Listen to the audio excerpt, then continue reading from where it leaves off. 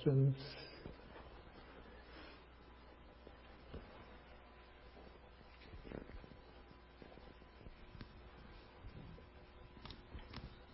You told me that the people who are coming in on the web, they also want to follow the discussion period? Yes. So now they're on? Not everyone back yet. As of now, it's 5 people on right now. Okay. Anyway, we can start. Yeah.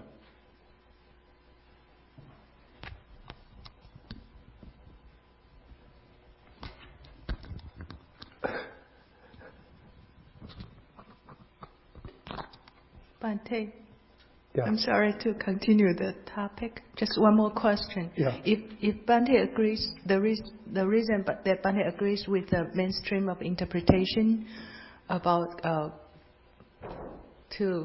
the practitioner emerges from the jhana to contemplate the state, it's mainly because of the vichara and vitakka, the sustained thought and applied thought, their absence in the second jhana, and there is no way to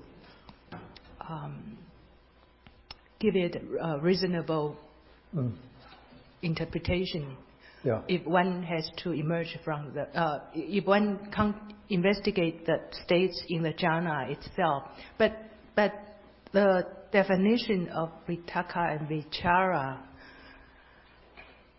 as sustained thought and applied thought, applied thought and sustained thought are not given in the sutta itself, right? The definition of those two words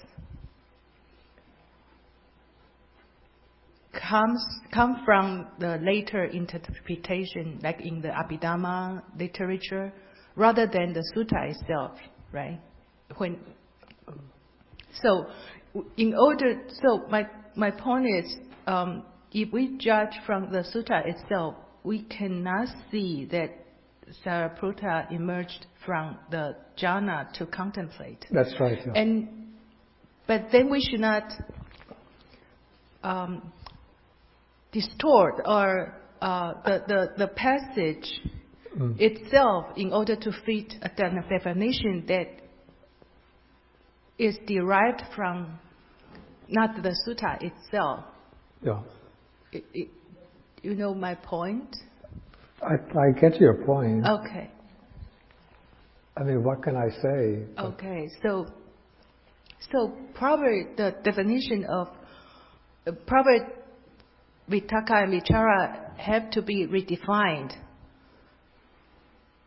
Well, actually, the way vitakka and vichara are usually used, apart from the context of jhana, their function of what we would call discursive thinking is much more evident.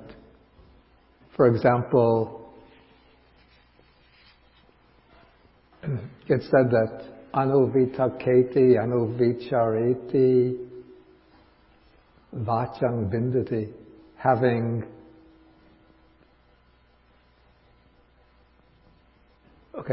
thought and examined, one breaks out into speech. Therefore, vitakka and vichara are called the conditions for speech, the conditioned activities for speech, or conditioning activities for speech. And then we get expressions like kama vitakka, vyapada vitakka, vihingsa vitakka. Here, vitakka as the thought of sensuality, the thought of ill will, thought of harming. So it's much more like ordinary thought. So and then there are numbers of other passages which use vitakka, vichara in ways that bring it much more close to ordinary thinking, discursive thinking. And so vitakka, vichara in the first jhana would be like the furthest refinement of vitakka, vichara, to the point where we wouldn't even think of them. We wouldn't even consider them to be thinking in the ordinary sense of the word. So here the function of vitakka is just being reduced to like the bare minimum of directing the mind onto the object. And vichara is the bare minimum of inspecting, looking at, examining the object. And then in the second jhana and higher, they're gone. So as I said during the class, I just don't see how one could be sort of reflectively designating the different factors of experience and discursively considering now they're arising, now they're present, now they pass away, if vitakka and vichara are not present. But what I could see is that within the jhana, there'll be a very clear perception or cognition of the factors that are present. So one is not singling them out, but it's like a spotlight illuminating them, so that when one emerges from the jhana, then one can look back upon it and say, in that state, this was present, that was present, this was present, that was present. They didn't exist before, then they arose, then they passed away.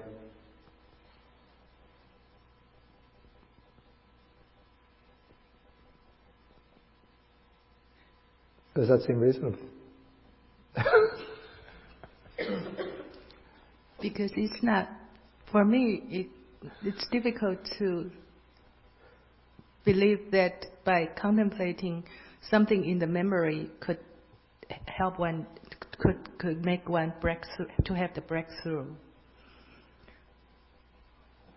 I think Katie wants to say something. I actually was going to ask about one of the translations as sustained thought, but I did want to say, if I may say, experientially, that the insight simultaneously coming up with contact in a meditative absorption, something experiential occurs. Sort of like if we say the equation 2 + 2 = 4, there's a little process that's happening to get to 4. But sometimes I would say experientially, insight seems to give all that information at once in a nonverbal, not necessarily logical sequence. But there's an understanding that comes up, and then as my agency arises back, a natural, calm, flexible mind comes in with agency to look at that insight that was sort of delivering a complete package. I'm not saying it's always this way, but sometimes the jhana is like a delivery of comprehensive experience, an experience that I'm not sure this is where I should take this conversation, but I was going to say experientially that it seems like insight to me delivers a full, complete experiential package that comes with understanding, hence the knowledge component. But then when the mind comes up, it still has pliability. My mind, when my agency comes up, it's very gentle, and then it can look back and we'll try to make a sequence of what happened and analyze it. And then finally I'll come out quite grossly. And I was just going to ask if sustained thought is still, when it comes to vitakka vichara, I know you said vichara can be this type of investigation that's very fine. And so I was thinking, when you described it, I was thinking this is one reason I like the translation sustained thought, because now the mind has found its object and it's no longer wandering. It still needs a little help, so we're sustaining it there. And then eventually it sticks itself there. So is sustained thought still a translation you would accept of vichara? I've used examination afterwards. But I have to point out, it's not examination in the sense of a discursive examination in order to understand the object, which would be leading into insight, into wisdom. But it's just,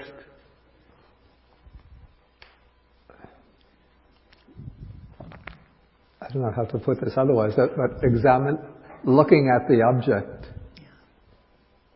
So vitakka applies the mind. That's the way it's explained. Abhiniropana, lifting and putting the mind onto the object. And then vichara just continues to look at the object. Yeah. My memory for names is Ken. Is that your name? Chris. Okay, that's. Thank you. It sounds like in your description of vitaka and vichara, you're just referring to the redirection of one's attention. To the redirection of one's attention to the object.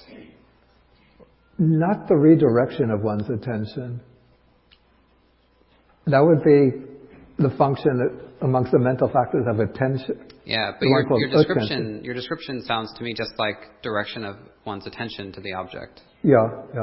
So is it different from that, or? Well, what directs the attention to the object would be, in terms of mental factors, the one here called attention. This is manasikara. Yeah. So how is vitaka and vichara different from directing and sustaining one's attention on the object? Yeah.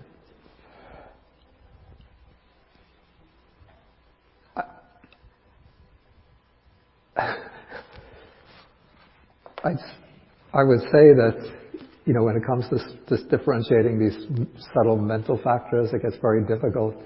But what I would say is that vitaka is what applies the mind to the object. So even when one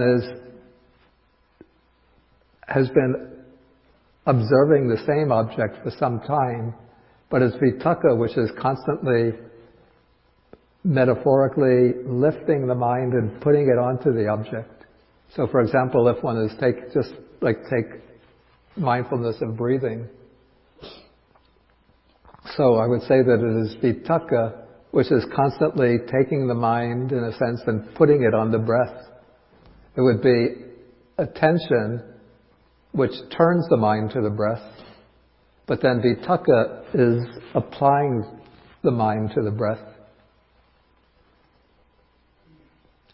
Then vichara, you would say, well, vitaka is applying the mind, and it's something that's taking place repeatedly. It's not just that vitaka applies the mind and then drops away, but as one is, say, being mindful of breathing in, breathing out, vitaka is constantly putting the mind onto the breath, keeping the mind onto the breath, and then I'd say that it's vichara, which is looking at the function of the mind, looking at itself on the breath, to ensure that the mind is on the breath, and to be looking at the breath itself. That's the way I would distinguish their functions. But I remember there was a book. It was an early translation of the Manual of Abhidhamma, Abhidhammata Sangaha, the one from the Pali Text Society called Compendium of Philosophy. And there was an appendix to that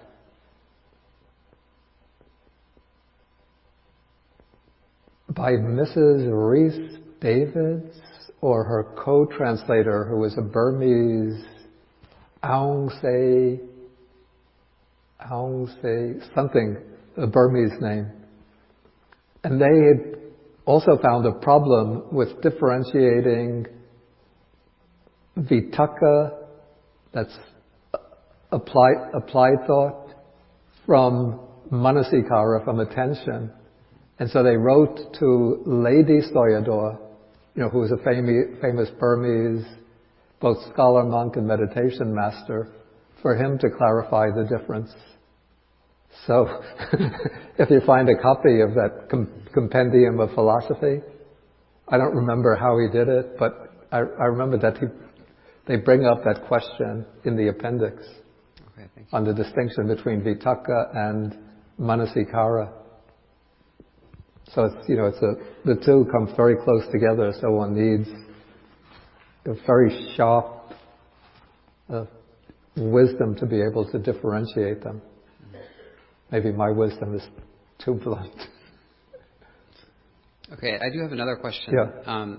According to the suttas, is it necessary to have an object to anchor one's mind to in order to enter jhana, like the breath or like a kasina? Or can one just kind of like let go into a jhanic state and maybe focus on the factors of the jhana itself?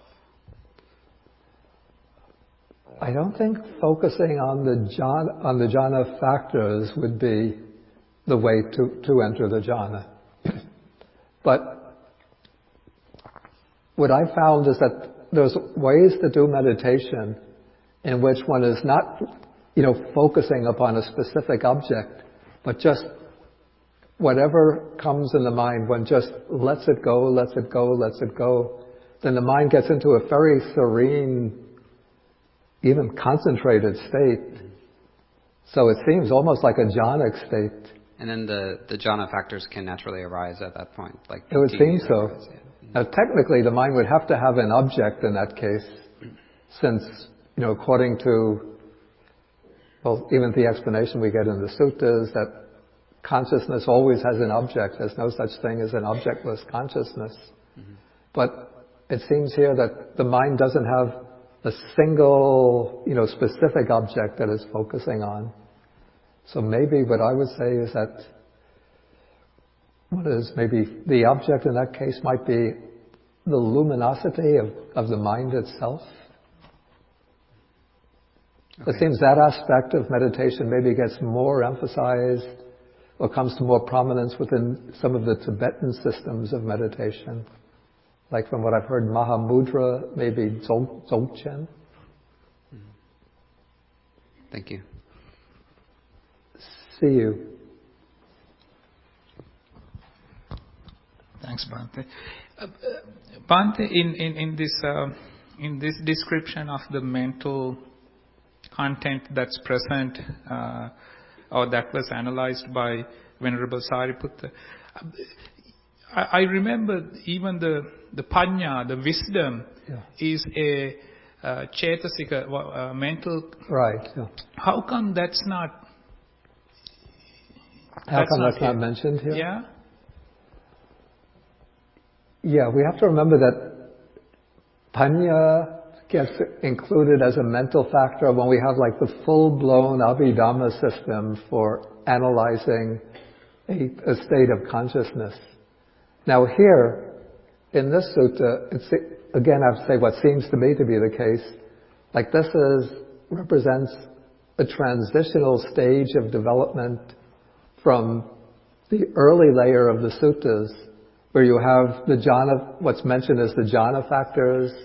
In the early layer of the suttas would be just 5 factors: applied thought, sustained thought, rapture, blissful feeling, and one-pointedness of mind. So now it's evolving into a more complex understanding of the jhanic state by including this group of 5 factors, beginning with contact, and then adding some other factors, zeal, energy, mindfulness, equanimity, attention. So it's evolving in that direction. But probably it took, maybe a few more generations when, the Buddhist thinkers were then trying to consider what are all of the factors present in the first jhana. And then they would come to the decision, well, there has to be some kind of wisdom there. And so we put that in. The other question is, it seems like here what's been really described is how Venerable Sāriputta actually penetrated the jhana itself by looking at it, dividing it. But in order to do that, Venerable Sāriputta was able to kind of, as you said, turn back and see the mind itself that's been observing this jhana state. Or rather, the mind itself, he's able to turn back. And when he turns back, actually he sees, I don't know how come it was not emphasized, but he sees that it arises and passing away, and he realizes that whatever arises they pass away, they vanish. Yeah. Now, that seems to me like a higher wisdom. A very. A higher wisdom, deep wisdom. Yeah. Was Venerable Sāriputta able to see that wisdom by penetrating the jhana itself? Was it because he was already a stream enterer, or any lay person could analyze the jhana in this fashion by kind of looking back on his mind itself and seeing the dissolving nature of this mind content? I would say that it doesn't depend upon prior attainment of any, stage of realization. It doesn't depend on the attainment of stream entry. Maybe because Sāriputta was a stream enterer, and even by his own nature, he already had very highly developed faculty of wisdom, so he was able to see, to dissect the experience of jhana in such, fine detail. But the ability to see the arising and the passing away of the jhanic factors wouldn't require prior attainment of a stage like stream entry. It would require just a very, very strong development of, I would say, of mindfulness and clear comprehension of sati sampajanya.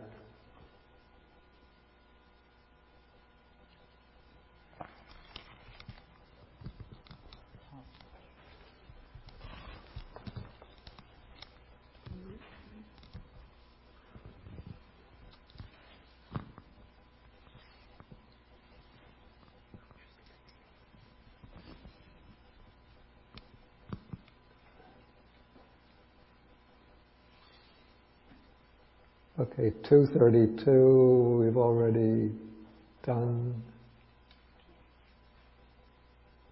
Even if jhana is not necessary to attain stream entry, the jhanas are still mandatory for full liberation, correct?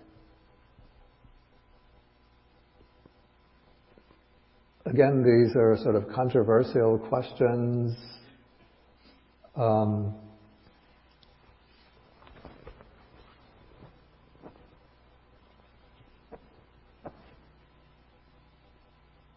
There are some suttas which describe the movement to arahantship, or full liberation, and whenever they're expounded by explaining first that the meditator enters the jhana, then he contemplates the jhana with insight, and then through contemplating the jhana with insight, he attains arahantship, or sometimes the stage of non-returner. Then there's one sutta which we discussed maybe last year, number 64 in the Majjhima Nikaya, where the Buddha says, this is the path to eliminating the 5 lower fetters, and it's impossible to eliminate the 5 lower fetters without taking this path. And when the Buddha expounds this, he goes through the jhanas, and with each jhana, the monk contemplates the factors of the jhana as basically impermanent, suffering, non-self, and then reaches either arahantship or non-returning. So if one takes those suttas as one's authority, then one says, sometimes a bit dogmatically, it's necessary to achieve jhana in order to gain arahantship. But then there's a sutta like the Satipatthana Sutta, in which jhana doesn't seem to play a particularly important role at all, even if it doesn't even seem to be necessary. And on the basis of the Satipatthana Sutta, the Buddha says, if one practices like this for 7 years, actually from 7 days down to 7 years, I guarantee you one of 2 results, either arahantship or non-returning. So it seems to me that the suttas are not unequivocal, not unanimous, but there may be different voices or different ways of looking at the issue. And so I hesitate to make pronouncements that this is absolutely mandatory. What we could say is mandatory for full liberation is insight into impermanent suffering non-self.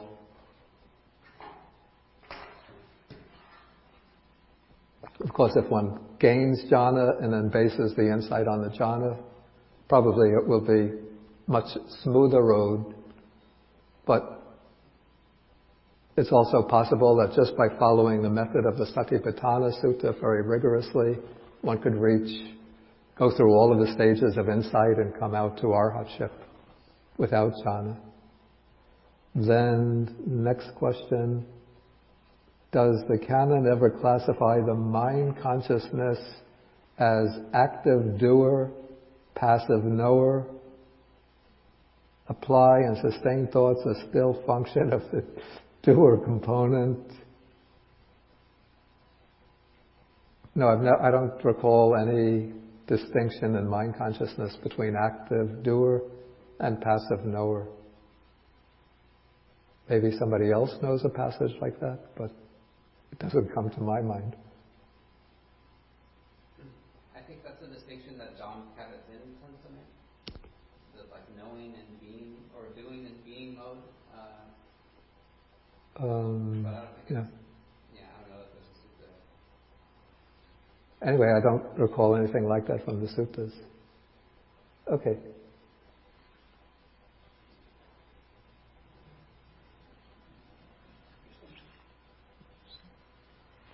Yeah, so back to that insight practice, the case of the dry insight practitioners. Yeah. So what Venerable Guru Tana said that there's a kind of concentration called momentary concentration. Yeah. Is this some kind of special jhana aside from the classic jhanas described in the suttas?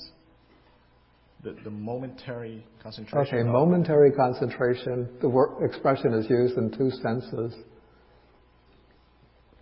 One is, as one is approaching towards jhana, then it's just a moment of,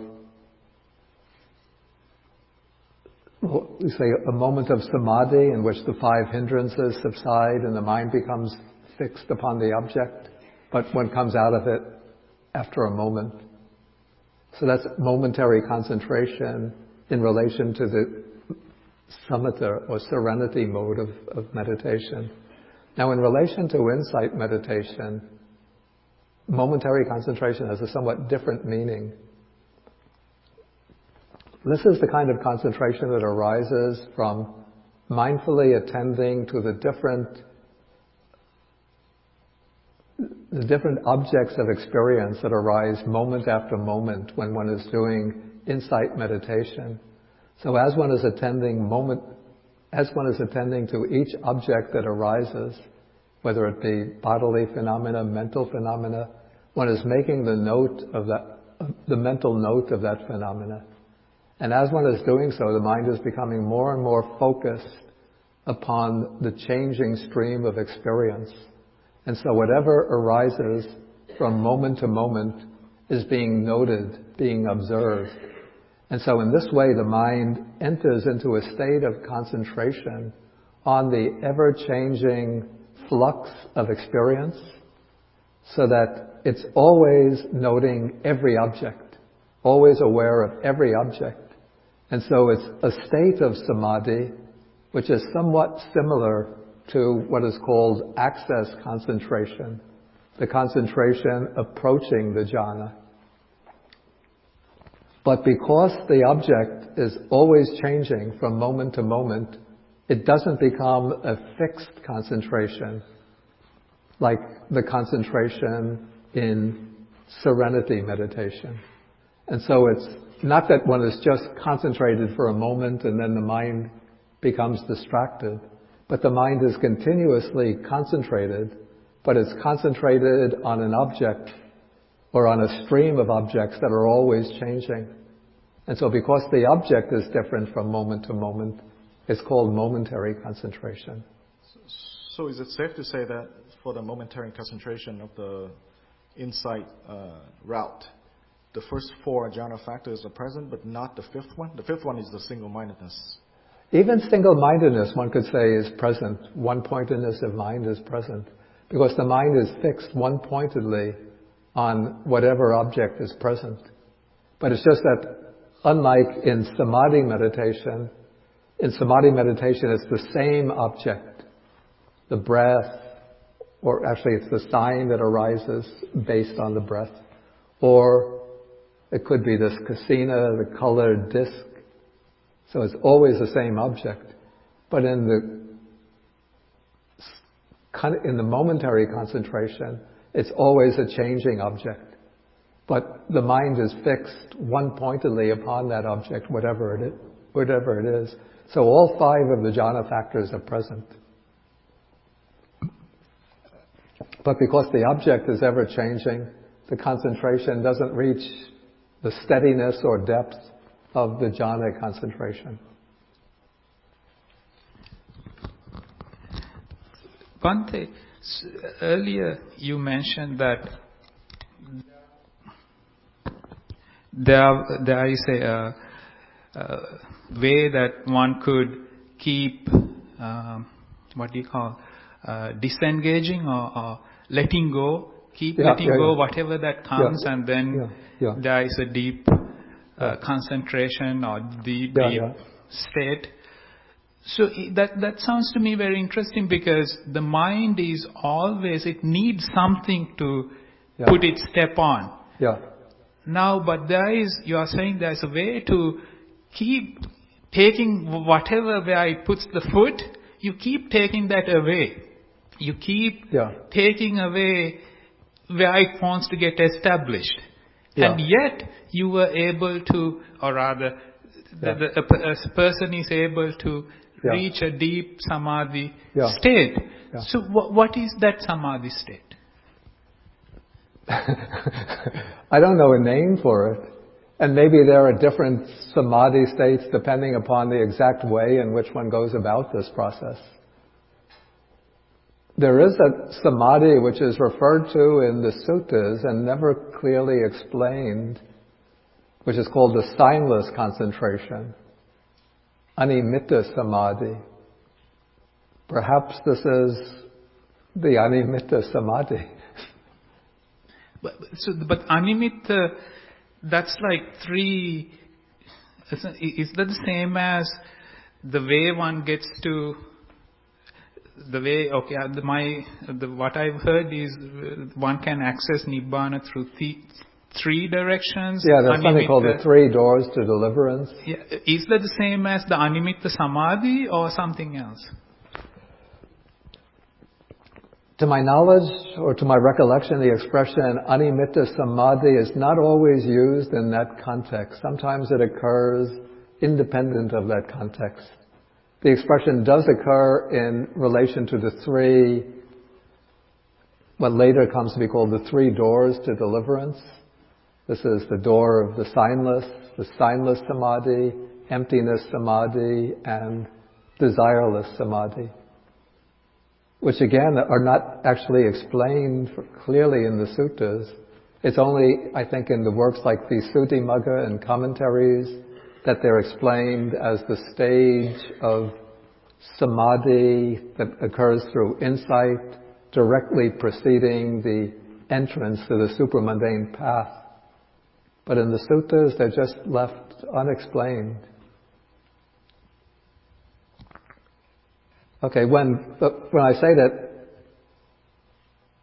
one can enter into a kind of samadhi just by letting go whatever arises, I'm not saying that the mind doesn't have any object at all, because technically the mind has to have some object. There has to be some object of awareness. It's just that this approach to samadhi doesn't involve fixing the mind upon one single object, like the breath or a kasina object or the bodily sensations or whatever. But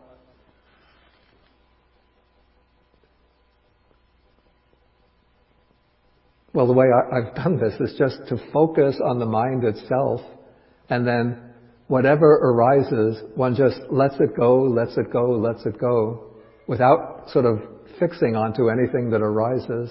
And at a certain point, it seems that all the content of the mind which has been arising just sort of breaks off or settles down, and then there's just a kind of clear awareness without, a fixed object of awareness. So there has to be some object. So what I would say is that it could be just maybe the luminous nature of the mind itself, or just awareness itself as the object. So then, Bhante, does that consciousness, unestablished consciousness or something that you mentioned, what is that? Is that connected to? The unestablished consciousness. It's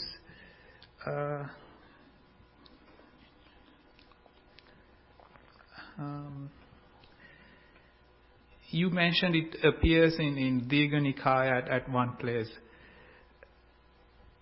Oh, this is Vijnana Anidasanam Anidasana Vijnana Bhante. Ananto Sabato Pabhang. Okay, Vijnanam Anidasanam, consciousness, which is Anidasana, again, different interpretations of that. I'll explain my interpretation. Vijnanam Anidasanam, Anantang, boundless, infinite, Anantang, Sabato Pabhang, luminous on all sides. Okay, I understand this to be Vijnanam Anidasanam. I take Anidasana, I would translate it non-manifesting. And so then the question comes up, what is this consciousness? The Buddha says that no conditioned object gets a foothold in that kind of consciousness. I take that to be, this is a rather technical concept, but I take that to be the consciousness of the arahat in what's called the attainment of fruition. That's a special meditative attainment that the arahat enters, in which he is experiencing nibbana. And so that consciousness is not nibbana itself. So some interpreters, some commentators, or modern writers take that consciousness to be nibbana. And so they say nibbana is a kind of consciousness. But I take that consciousness not to be identical with nibbana, but it is the consciousness of the arhat when he's in the special meditative absorption in which he's experiencing nibbana. And it's called anidasana, non-manifesting, because it doesn't manifest any of the conditioned phenomena of the world. And I think one finds that state of consciousness described in a number of suttas towards the end of the Anguttara Nikaya, Book of Tens, maybe around the first chapter of the Book of Tens, and the Book of Elevens, the first chapter. It's within the first 10 suttas in the Book of Tens, Book of Elevens. And so Ananda comes to the Buddha and says, is it possible, O Bhante, for a monk to achieve such a state of samadhi in which he is not aware of earth, water, fire, and wind, not aware of the base of infinite space, infinite consciousness, base of nothingness, base of neither perception nor non-perception, not aware of this world, not aware of the world beyond, and yet he is still aware. And then the Buddha says, there is Ananda.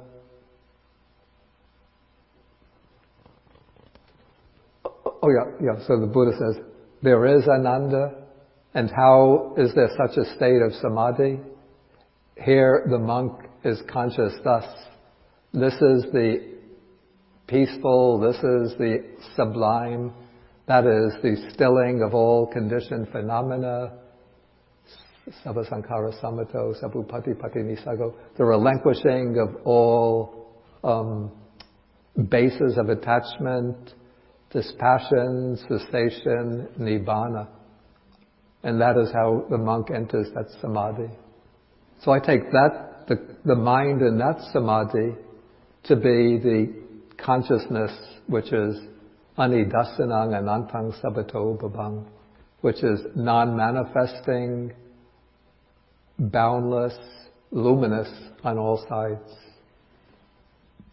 And animitta samadhi you mentioned is different or the same? As I said, the animitta samadhi is not so, it's not explicitly defined in the suttas. It's just, actually there is a way that is characterized. But it's not, I think it's in sutta number 43, where it's called actually the signless liberation.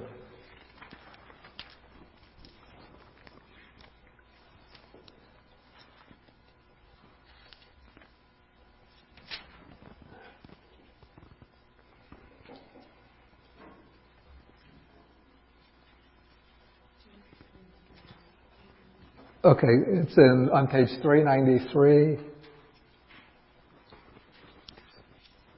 paragraph 27.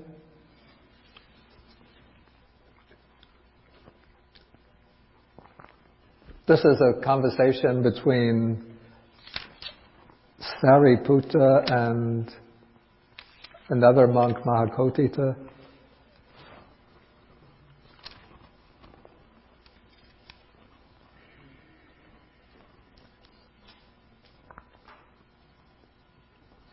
I think Mahakotita is asking questions to Sāriputta. So he says, how many conditions are there for the attainment of the signless deliverance of mind? The Sāriputta says there are two conditions for the attainment of the signless deliverance of mind. One is non-attention to all, here it's called signs, nimitta, you could say objects, and attention to the signless element. These are the two conditions for the attainment of the signless deliverance of mind. What is the signless element?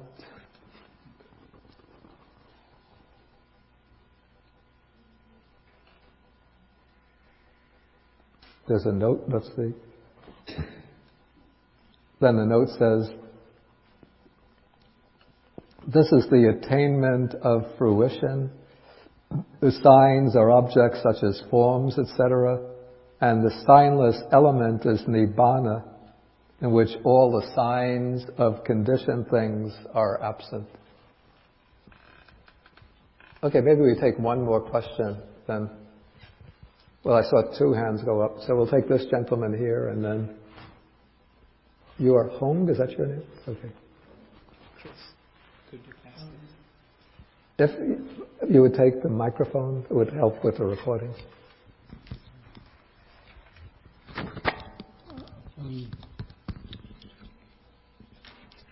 I want to ask,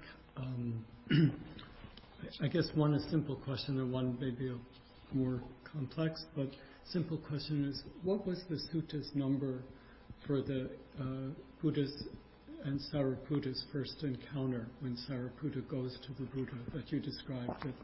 It comes in the Vinaya Pitaka, the book of discipline. It's one of the books of the Vinaya Pitaka is called the Mahavagga.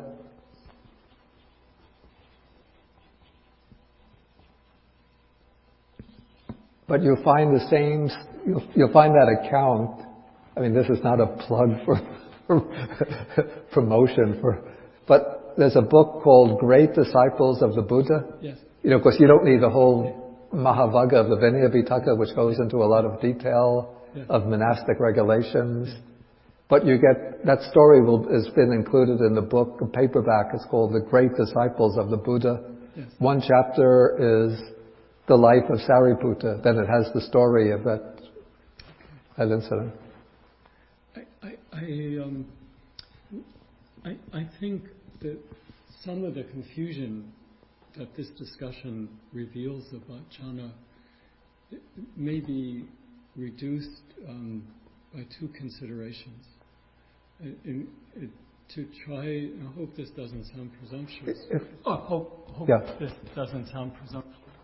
But to remember that the object under the Four Noble Truths, the second noble truth, to uproot craving. Yeah. And I think if we relate our meditation experience or attempts at meditation and how effective it is in uprooting the craving, and that will be the test, not which rarefied state we're in, but how effective it is for us in uprooting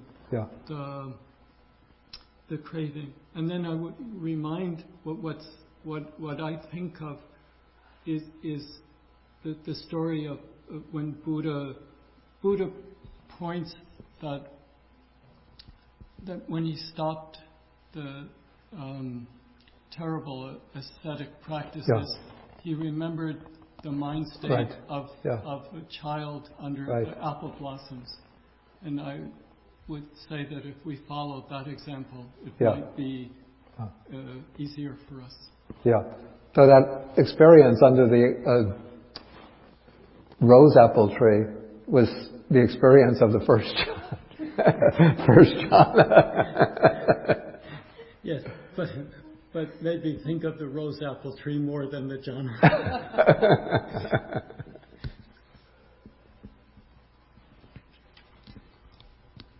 And I think Hong, so you'll get the last question.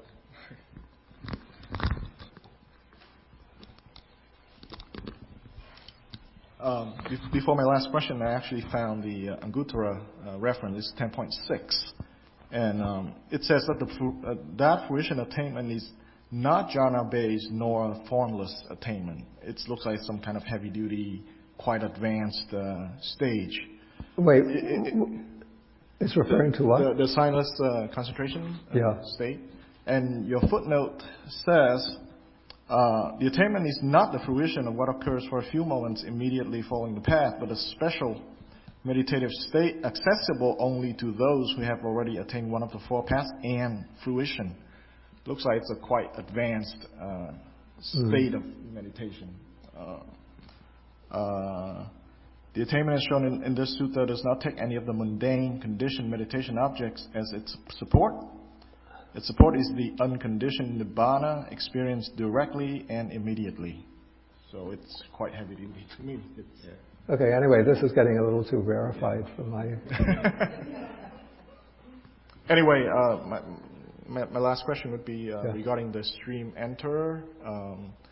They're defined as having at most 7 more lives. Yeah.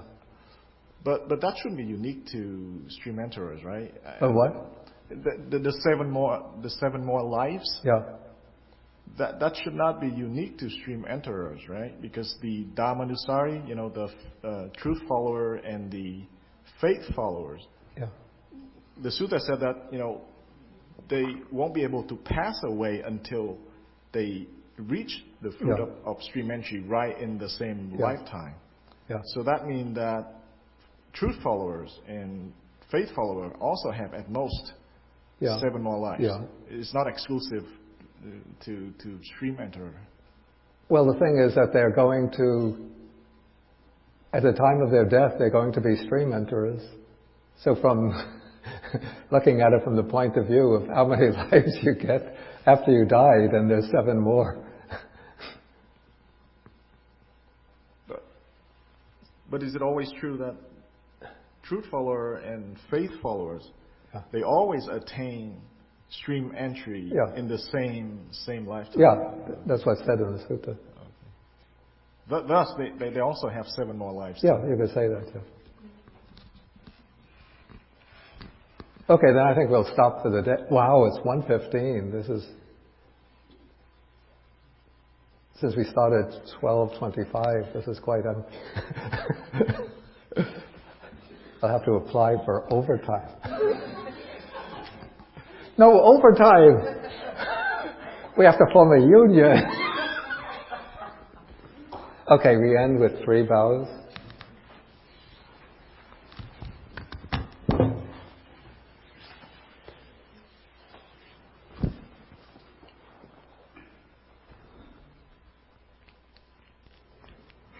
Okay.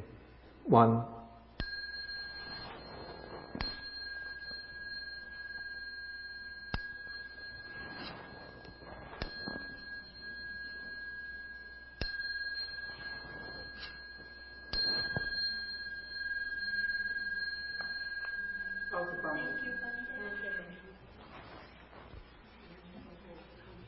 Okay, thank you for your patience under these trying conditions of having to move from our regular home.